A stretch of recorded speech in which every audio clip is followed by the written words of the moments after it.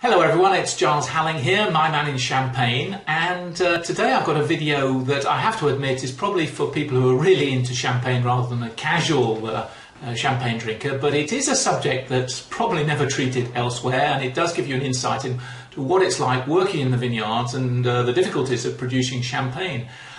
This year's been a tricky year. We have so much rain that there's an awful lot of rot on the vines, and in this little video I was talking to a guy yesterday who's going to explain why it's a problem, what happens and how it can affect the harvest. So do enjoy it, and I'll see you at the end.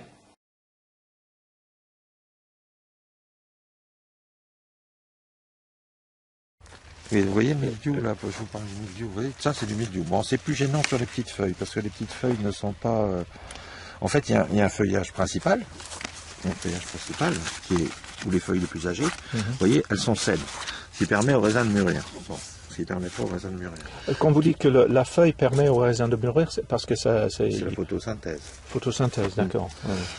C'est la photosynthèse. En fait, vous pouvez enfermer la grappe dans un sac en papier noir, elle mûrira quand même. C'est pas, elle n'a pas besoin, c'est pas la grappe qui a besoin de soleil, c'est la feuille. C'est la feuille. La grappe n'a pas besoin de soleil. D'ailleurs, on fait. Donc, il y a un feuillage principal. Bon, voilà, et des jeunes feuilles qui poussent en permanence. Des jeunes feuilles qui poussent en permanence, qui elles sont plus fragiles et qui donc sont attaquées régulièrement par le mildiou. Voilà, là, on voit l'envers d'une feuille de mildiou, c'est-à-dire la fructification du champignon. On voit le blanc, c'est la fructification du champignon qui va nécroser la feuille, comme ça, voilà, qui va nécroser la feuille de cette façon.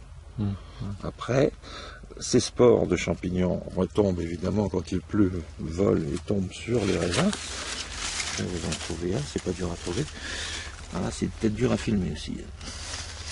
Vous voyez ces petits grains là, tout marqués, tout... Vous voyez ces petits grains tout grêlés, on dirait presque grêlés, oui, atrophiés. Oui. En fait, c'est du mildiou. Voilà. C'est du mildiou. Donc ils vont tomber, voilà, ils se détachent tous, ils vont tomber tout seuls. Ce qui va d'un côté va aérer la grappe, mais au niveau quantitatif, enfin au niveau qualitatif, c'est pas très bon non plus quand on est pas sûr, mais en plus ça va diminuer le poids de la grappe évidemment. On voit ici, on voit ici les problèmes de fécondation. La vigne, comme toutes les plantes, se féconde, pas aussi bien par les abeilles que par le vent. Et on voit ici des petits grains qui ont été mal fécondés. Tous ces petits grains sont des grains qui ont été mal fécondés, donc qui ne donnent pas de jus, parce que et on remarque qu'il y a quand même une bonne partie de ces grains qui ne sont pas fécondés. Donc, ce qui diminue le poids de la grappe, bien évidemment, puisqu'un grain gros, évidemment, est beaucoup plus lourd qu'un grain...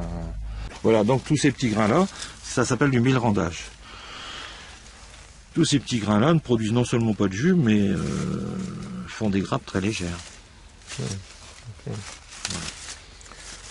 Une année que rarement vue au niveau des problèmes sanitaires dus au climat, notamment aux pluies incessantes d'avril, mai, juin, jusqu'à juillet, qui ont favorisé cette émergence de maladies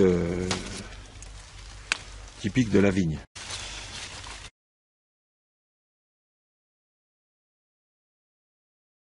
C'est une rumeur, moi j'ai entendu, un gars m'a dit ça, il me dit ils veulent avancer les vendanges, c'est-à-dire qu'on vendangera quand même au 15 septembre, avec un degré moindre, c'est-à-dire qu'avec moins de degrés, et parce qu'ils ont peur que ça fasse comme en 2010, que le raisin soit complètement pourri, s'il laisse mûrir.